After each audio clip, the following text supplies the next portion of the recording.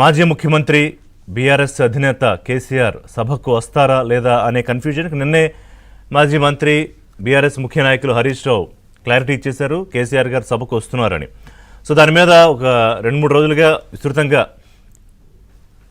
BRS అనుకూల మీడియాలో కానీ లేకపోతే సోషల్ మీడియాలో కానీ విస్తృతంగా సార్ వస్తున్నారు అనే ఒక ప్రచారం జరిగింది. మనం కూడా చెప్పాం, వాళ్ళ ఉదయం కూడా చర్చించాం. కానీ సార్ వచ్చారు, వెళ్ళిపోయారు. గట్టిగా అయితే 3 నిమిషాల నుంచి 5 నిమిషాలు ఉన్నారేమో. చనిపోయిన ఎమ్మెల్యేలకి మౌనం కాస్త శ్రద్ధాంజలి వహించే కార్యక్రమంలో పాల్గొన్నారు.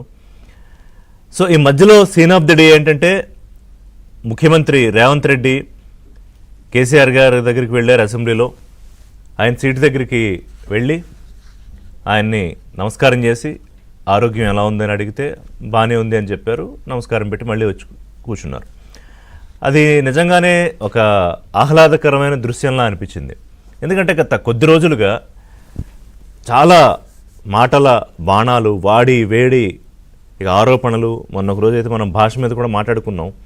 అంటే నాయకుల తాలూకా స్థాయి, ముఖ్యమంత్రి, మాజీ ముఖ్యమంత్రి, లేకపోతే మంత్రి కేటీఆర్, హరీష్ రావు, వారి స్థాయికి తగ్గట్టు కాకుండా తగ్గించుకుని మాట్లాడుకోవడం చూసాం.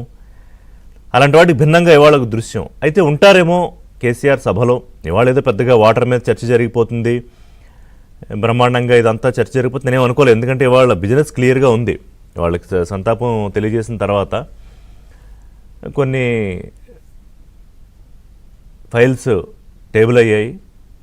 వాటి మీద ముందుకెళ్ళే బిజినెస్సే ఉంది ఈరోజు.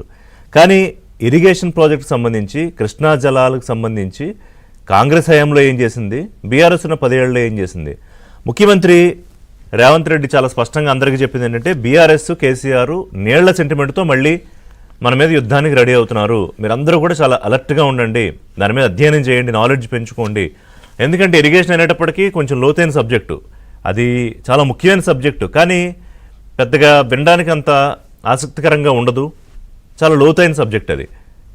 దాని మీద అవగాహన పెంచుకోవాలి. KCR no doubt is the champion of irrigation.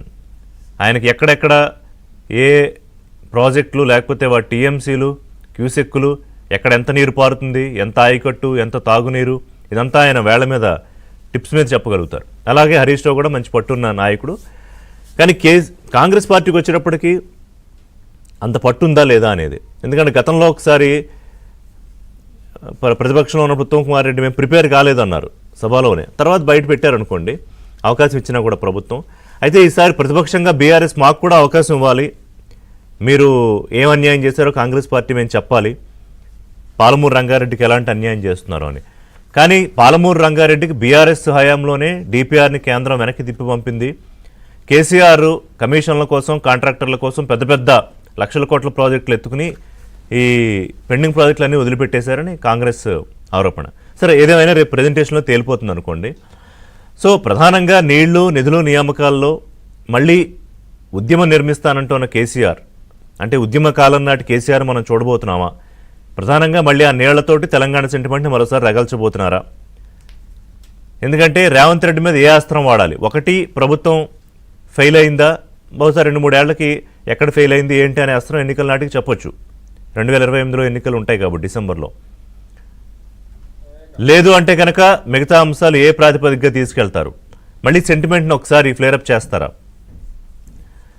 BRS చాలా స్ట్రాటజికల్గా ఆంధ్రప్రదేశ్ ముఖ్యమంత్రి చంద్రబాబు నాయుడిని ఇక్కడ రాజకీయాల్లోకి చొప్పిస్తూ ఉంటారు కేసీఆర్. గతంలో 2018లో నేరుగా వచ్చారనుకోండి, మొన్నటి ఎన్నికల్లో తీసుకొచ్చారు, ఉపయోగపడలేదు. ఈసారి ఖచ్చితంగా ఆల్రెడీ ఇప్పటికే తీసుకుని రావడం ప్రారంభించారు. సో ఓవరాల్గా ఇవాళ తెలంగాణలో జరుగుతున్న డిస్కషన్ ఏంటంటే సోషల్ మీడియాలో కానీ మీడియాలో కానీ సార్ వస్తారన్నారు, వచ్చారు, వెళ్ళిపోయారు అని.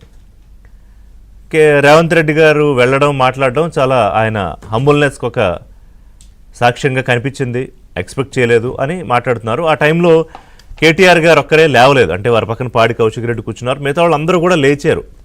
మాజీ ముఖ్యమంత్రి లేచి విష్ చేస్తున్నప్పుడు మరి కేటీఆర్ గారికి మనం చెప్పారు కదా, 2 సార్లు మా తండ్రి అధికారంలో ఉన్నాడు, ఓడిపోయాడనే కాదు, మీరు ప్రతిపక్ష నాయకుడిగా ఆయన అన్ని మాటలు అంటున్నారు, నా తండ్రిని గుర్తుంచుకోండి, నేను మర్చిపోను అని చెప్పి.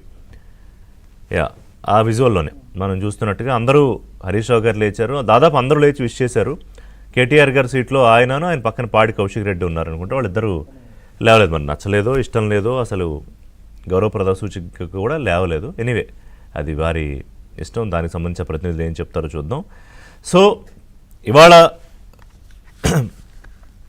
సబ్జెక్ట్ ఏంటంటే డిబేట్లో కేసీఆర్ వచ్చి దిశానిర్దేశం చేసి మాకు సూచనలు సలహాలు ఇస్తే నిర్మాణాత్మకంగా మేము తీసుకుంటాం అని రేవంత్ రెడ్డి గారు అప్పీల్ చేశారు. సో హరీష్ రావు గారు ఎప్పుడైతే కేసీఆర్ గారు సభకు వస్తున్నారని చెప్పారో, ఒకవేళ ఓకే ఆయన మనసు మార్చుకున్నారేమో, 2 ఏళ్ళు అయింది కదా ఇక వస్తారు, ఎందుకంటే గతంలో ఆయన వస్తున్నారు కదా మా పిల్లలు మాట్లాడుతున్నారు అన్నారు. కేటీఆర్ హరీష్ రావు సరిపోతారు అన్నట్టుగా మాట్లాడారు. మరి ఇప్పుడు కూడా అదే ఆలోచనతో ఉన్నారా? రేవంత్ రెడ్డి ముఖ్యమంత్రిగా ఉండడాన్ని, సభలో ఆయన ప్రతిపక్ష నాయకుడిగా కూర్చోవడాన్ని, ముఖ్యమంత్రిగా ఆయన్ని ఫేస్ చేయడాన్ని వద్దనుకుంటున్నారా? లేదా నిజంగానే అవమానిస్తారేమో, ఆయన స్థాయిని కానీ ఆయన గౌరవాన్ని కానీ తగ్గిస్తారని అనుకుంటున్నారా? పదే పదే చెప్తున్నారు సీఎం రేవంత్ రెడ్డి, మేము ఎక్కడా అగౌరవంగా మాట్లాడము, అగౌరవంగా ప్రవర్తించము, మా సభ్యులకు కూడా ఆ ఇండికేషన్స్ ఉన్నాయి, ఇన్స్ట్రక్షన్స్ ఉన్నాయి అని. మరి అయినా ఎందుకు రావట్లేదు? బహుశా రావట్లేదని వాళ్ళు చెప్పలేదు. వస్తారా 2వ తారీఖు? సో సభకి ఎన్ని రోజులు జరగాలి? 15 రోజులా, 20 రోజులా? మేము 30 రోజులు పెట్టమన్నాం, 32 అంశాల మీదని బీజేపీ అంటుంది, లేదు 20 రోజులు జరగాలని బీఆర్ఎస్. సరే ఎన్ని రోజులు పెడతారో చూడాలి. కనీసం 10 రోజుల పాటు అయితే సభ ఉండొచ్చేమో, ఒక వారం 10 రోజుల పాటు బిజినెస్ డేస్ అన్నీ కలిపి చూసుకుంటే. ఎనీవే ఒక ఇంట్రెస్టింగ్ ఎపిసోడ్ అయితే జరిగింది ఈరోజు. దీని తదనంతర పరిణామాలు ఎలా ఉంటాయి? రానున్న రోజుల్లో తెలంగాణ రాజకీయం అంతా వాటర్ వార్గానే ఉండబోతోందా? దాని మీద ఎంత ఇన్డెప్త్ ఫైట్ చేయగలుగుతారు?